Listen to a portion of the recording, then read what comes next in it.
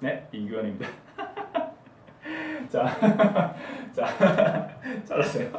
지 혼자서 북치고 잡으시고 다 해요. 자, 추락은 어떻게 나오냐?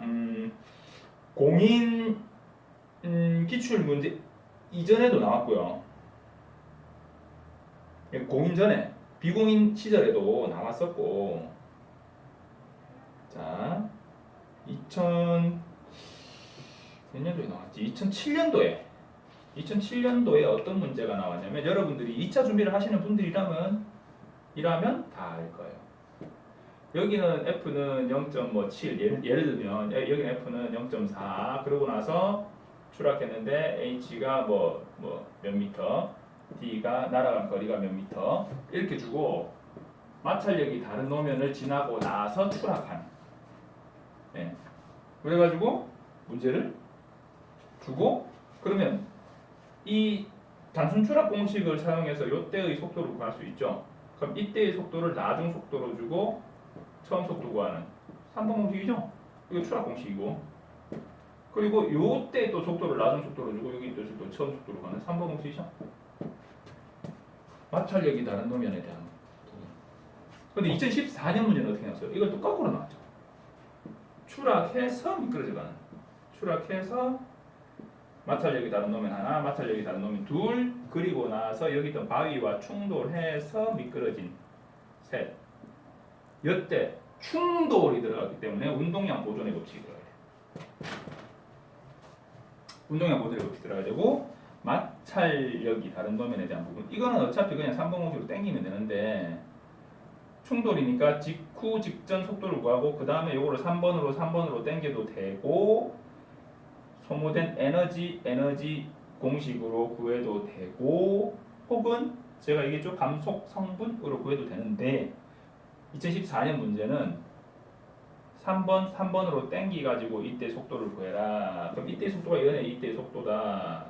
그리고 소모된 에너지를 계산해서 이때 속도를 검산해라. 뭐 이렇게 문제를 줬어요. 그죠? 얘네 추락 문제죠. 추락과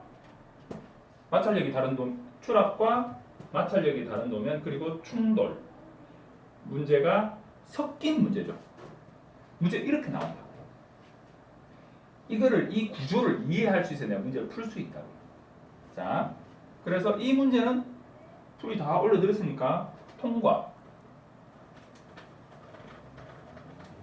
그래서 추락에 대한 문제는 그렇게 나와요. 아까 요마크 후 추락, 그것도 연애 추락 문제죠 또. 요마크와 추락이 같이 이렇게 합성, 이렇게 함께 이루어진 복합 문제죠, 복합 문제. 그리고 마찰력이 다른 노면을 지난 후에 추락, 마찰력이 다른 노면 후에 추락, 그죠? 그러니까 복합 문제들이 나온다는 거예요. 2차 문제는 1차 문제는 단순하게 한 문제가 딱 유형이 출제될 수 있는데 2차 문제는 그렇게 나온다는 거고요. 그리고 마찰력이 다른 노면을 풀이하는 세 가지 방법은 숙지하고 있으셔야 돼요. 그리고 보행자 전도예요. 보행자 전도 생각보다 많이 나왔어요. 보행자 전도가 2011년도에 보행자 전도 문제가 나왔었고요. 그리고 그 전에도 나왔는데 2011년도에 이 보행자 전도가 아주 리얼하게 문제가 나왔죠. 2011년도에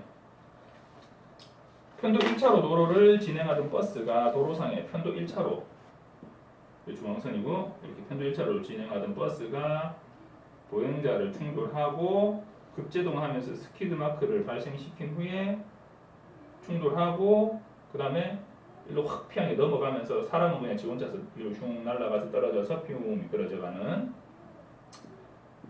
이런 사고가 발생을 했는데 버스는 딱 충돌할 때만 딱 있었고 그 다음에는 이제 없다는 거죠. 사람을 밀고 가고 이런 거 아니라는 거죠. 발생했는데 스키드마크 요 발생 당시에 견인계수 0.65 그 다음에 보행자가 이렇게 노면에서 미끄러져가는 요때 견인계수는 0.6 지면에서 보행자의 높이 1m 버스 좌우 압축 바퀴에 의한 스키드마크와 충돌 시 버스의 전륜 위치까지 16.5m가 발생했다. D는 16.5 보행자의 스키딩 거리는 D는 18m 자, 이래가지고 문제가 뭐였냐? 1. 위 사고는 랩 경로, forward projection, 팬더볼트, 루프볼트, 썬더볼트 5가지 보행자 사고 유형 중에 어떤 것에 해당하며 그 사고 유형의 특징을 간략하게 써라. 1번 문제에서. 여기 10점이에요. 뭐야? 앞으로 퉁 튕겨나죠. forward projection이죠. 특징은 사람이 차량에게 받은 속도 그대로 앞으로 날아가는, 전방으로 날아가면서 떨어지게 되는.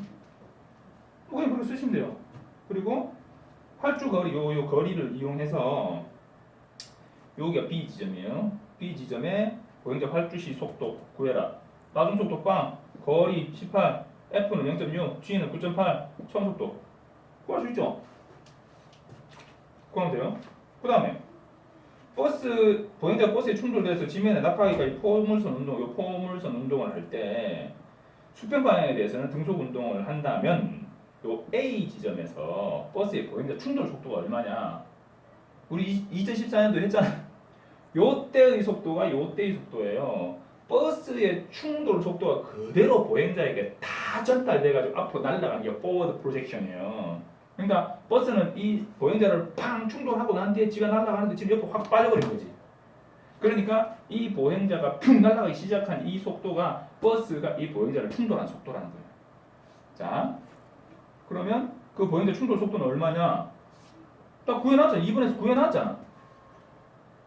구해놨는데 3번에서 다시 물은 이유는 그 내용을 이해하고 있느냐. 네. 추락 시에 수평 방향으로의 속도 변화가 없기 때문에 forward projection의 특성상 보행자가 날아가기 시작한 그때의 속도가 버스가 사람을 충돌한 그 속도이다. 그래서 답은 2번에 나온 그 답하고 똑같다. 이렇게 적어주면 돼요. 그게 3번 문제였어요. 4번 포물선 원리를 이용해서 B 지점으로부터 A 지점까지 보행자가 낙한 거리 x1을 구해라. 여기서 여기까지 낙한 이거죠. 하여튼 이거를 구해라. 이거는 뭘로 구할 수 있냐? 충돌의 추락 공식으로 구할 수 있죠. 추락 공식 V는 D 루트 2H분의 G에서 거리를 구해라는 거잖아요. 이 충돌 구간에서. 그러니까 D는 V 루트 이거 넘어가면 뒤집으면 된다 했죠. G분의 2H로 구하면 돼요. 구하면 되고 5번 버스의 스키드마크 발생 시작점의 속도를 구해라. 요때 속도 알잖아. 이거 나중 속도죠. 거리 16.5, F 0.65, G 9.8, 처음 속도 구하는 거야. 3번 공식이죠. 땡. 자, 문제 풀이 요령. 이 문제를 보면 어떻게 풀어야 되는가를 문제를 보면 이렇게 풀어 나가야 되겠구나 하는 게 머리에 떠올라야 되는데 그게 안 떠오르면 이걸 풀 수가 없어요. 그런데 떠오르면 이 문제는 이렇게 푸는 문제니까 이렇게 풀어가야지 이런 값이 주어져 있네 라고 그것이 떠오르면 합격합니다.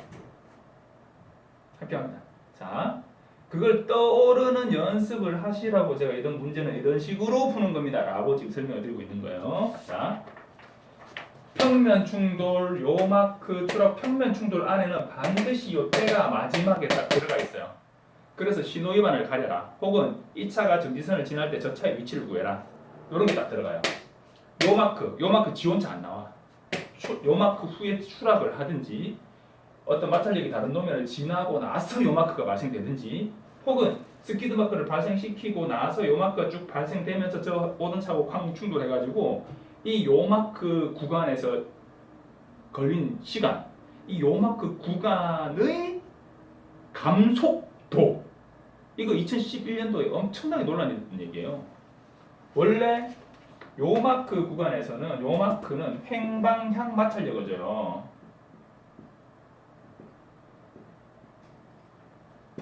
횡방향 마찰력을 줘요.